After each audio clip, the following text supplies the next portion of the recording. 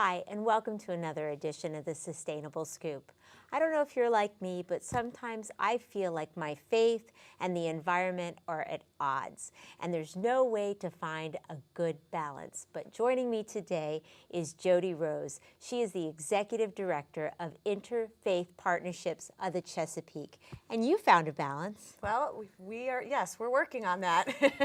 Tell us a little bit about Interfaith Partnerships of the Chesapeake. So we're a 501c3 organization that works to help faith congregations of all faiths answer their call to stewardship. So we try to develop tools and resources, provide them access to grants that maybe they didn't know about, prepare sermon tips, or categorize like scripts, sacred texts of all the various things relating to trees and water, anything that makes it easier for congregations to really live into that call to stewardship.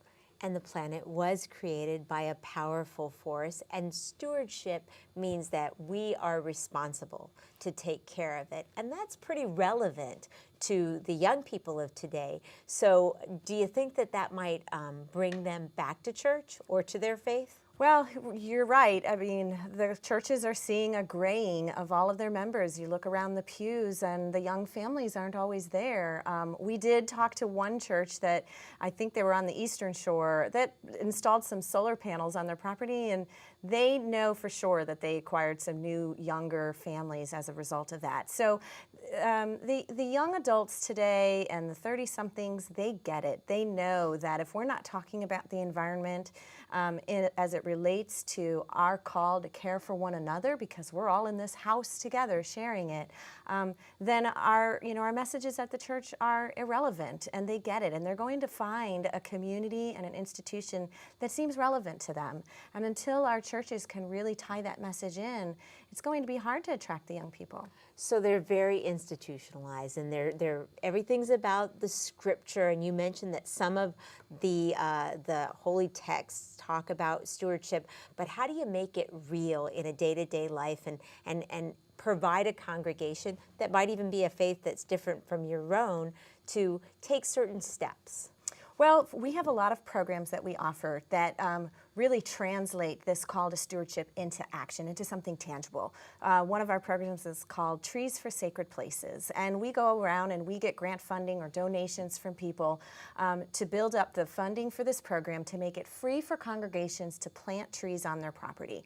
And we're not talking about planting a couple trees here and there. We're talking about converting some of the grass back over to forest, really making a commitment to let go of the turf lawn that needs mowing and pesticides and herbicides, and put it back into forest canopy.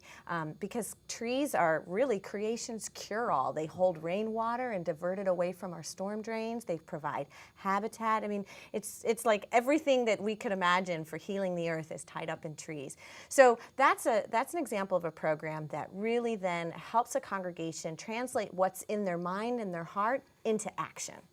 And you're also building communities at the same time, because a lot of times the communities that suffer most from degradation or they have issues with stormwater management are communities that are also suffering from social justice issues. Right. Our most urban areas are suffering the most from stormwater pollution. Stormwater pollution is when rain falls on hard surfaces, like in a very developed city, and our engineers have done a good job of getting that water out of our way very quickly, but it goes into drains and it empties into our creeks and our rivers untreated.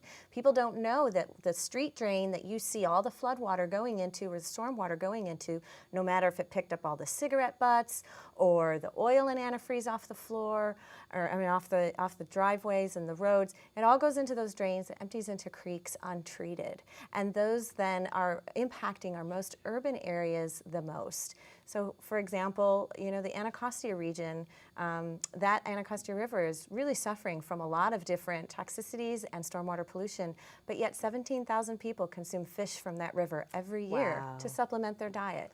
So what we do on our properties is impacting those downstream of us. In fact, there's a great quote from Wendell Berry. He's a wonderful poet and farmer and author.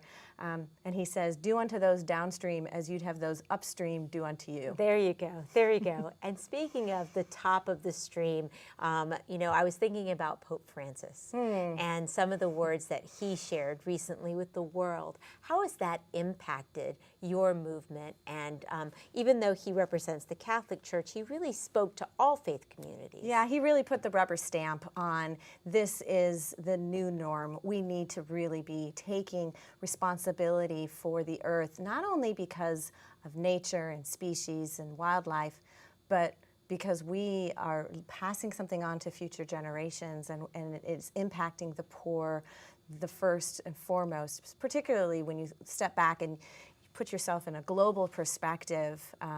You know, all the refugees around the world, you know, that's not all just from wars, it's from climate change and global warming and impacting agriculture, water, famine. I mean, this is impacting humans. And if we're really going to take seriously our call to love one another and do unto others, you know, the way we'd want to be treated, we need to look at how we're treating the earth too. Well, I think it's fantastic that you've put together this structure that people can duplicate and you can share it with them online or you can go to see them.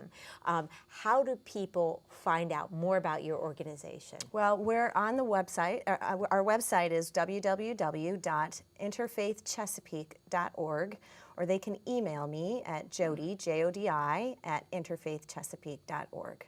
Thanks so much, Jody Rose, Executive Director of Interfaith Partnership of the Chesapeake. I'm Miriam Gennari. That's the Sustainable Scoop. Thanks for listening and watching. Back to the news desk.